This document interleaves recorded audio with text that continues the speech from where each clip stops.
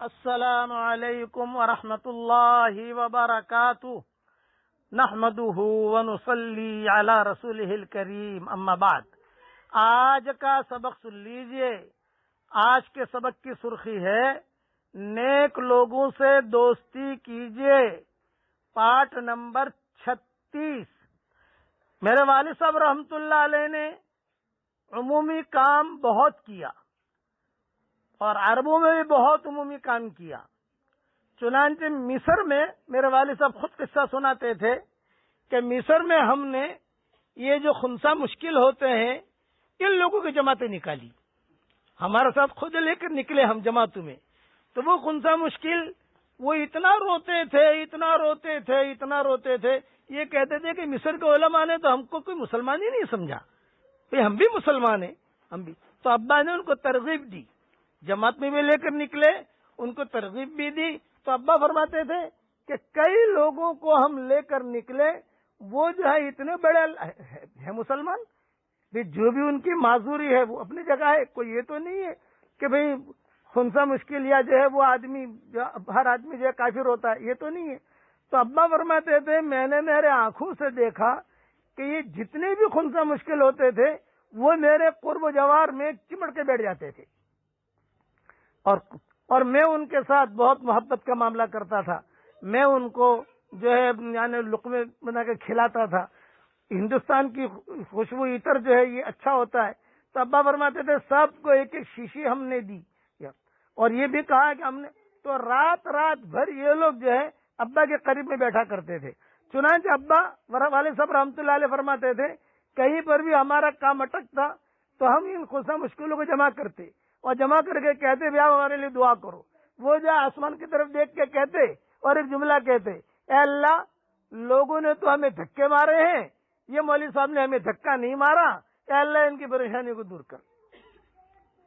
تو پریشانی دور ہو جاتی تھی، جماعتیں نکالی یہ خنثی۔ اور میں رائے گیا ابھی 2019 میں، تو وہاں پر جو خنثی مشکل ہے ان کے جو ذمہ دار ہیں وہ آئے اور انہوں نے کہا میرے پاس بیٹھے، میں نے بہت پیار دیا ان کو، کہا کہ 2 آدمی ہمیں پیار دیتے ہیں، ایک طارق جمیل اور ایک آپ، باقی تو کوئی ہماری طرف دھیان ہی نہیں دیتا۔ میں نے کہا نہیں میرا سبق آپ کو بھیجوں گا۔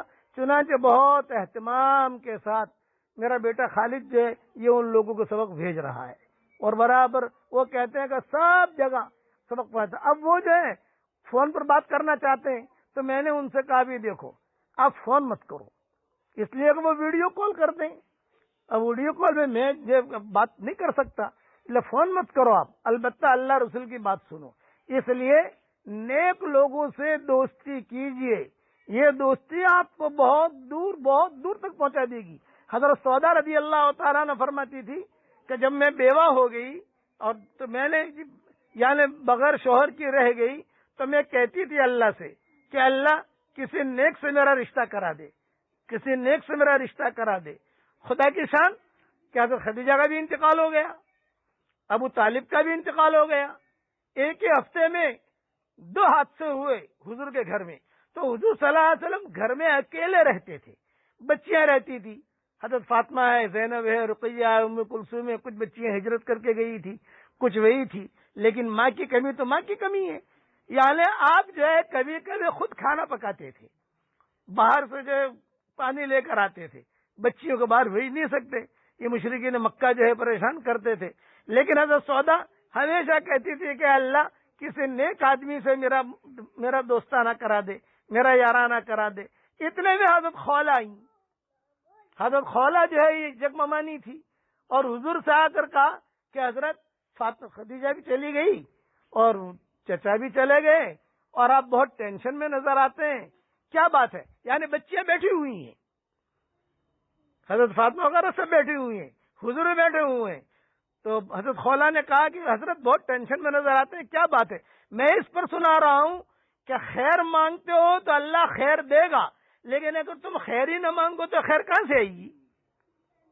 ایک آدمی اپنا دل کا دروازہ ہی بند کر دے تو خیر کہاں سے آئے گی؟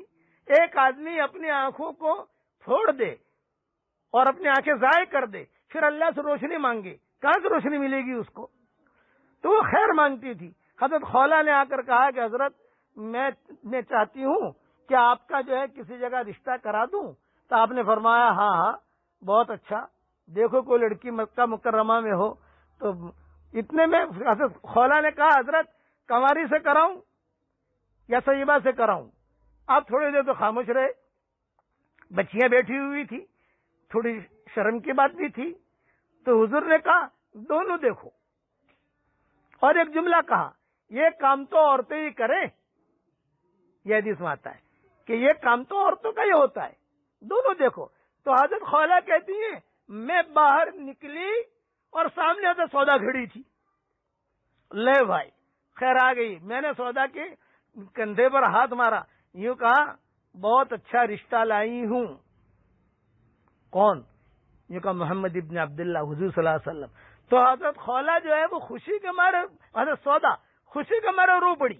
ارے حضور کے ساتھ میرا رشتہ؟ ہاں ہاں میں تیار ہوں لیکن میرے والد کو ذرا سمجھاؤ. سامنے ان کے والد کا مکان تھا، لیکن میرے والد کے پاس جاؤ نا جب تم، تو ان کو السلام علیکم ورحمۃ اللہ وبرکاتہ مت کہنا، ان کو کہنا گڈ مارننگ، جاہلیت والا سلام کرنا. اگر اسلام والا سلام کیا تو میری شادی نہیں ہوگی، اور اگر جاہلیت والا سلام کیا تو میری شادی ہو جائے گی. یہ حضرت سودا نے کہا. یہ خولا جو ہے وہاں چلی گئی، ان کے والد کو جا کر کہا گڈ مارننگ، صباح الخیر، مساء الخیر. چنانچہ کہا اچھا خولا کیوں آئی ہو؟ یوں کہا سودا کا رشتہ لے کر آئی ہوں. کون؟ محمد ابن عبداللہ ابن عبد المطلب. ہاں ہاں بہت اچھا نوجوان ہے، لیکن سودا سے پوچھو وہ بھی تیار ہے کہ نہیں. دیکھو خیریں پھیل رہی ہیں. تو حضرت خولا نے کہا میں پوچھ کر آئی ہوں. تو کہا بہت اچھا. تو عبداللہ ابن زمع ان کے بھائی تھے حضرت سودا کے. جب انہوں نے سنا تو گھر میں دھمال کر دی، انہوں نے سب برتن توڑ دیے، یہ توڑ دیے. بقیہ تفصیل کل پوری کروں گا.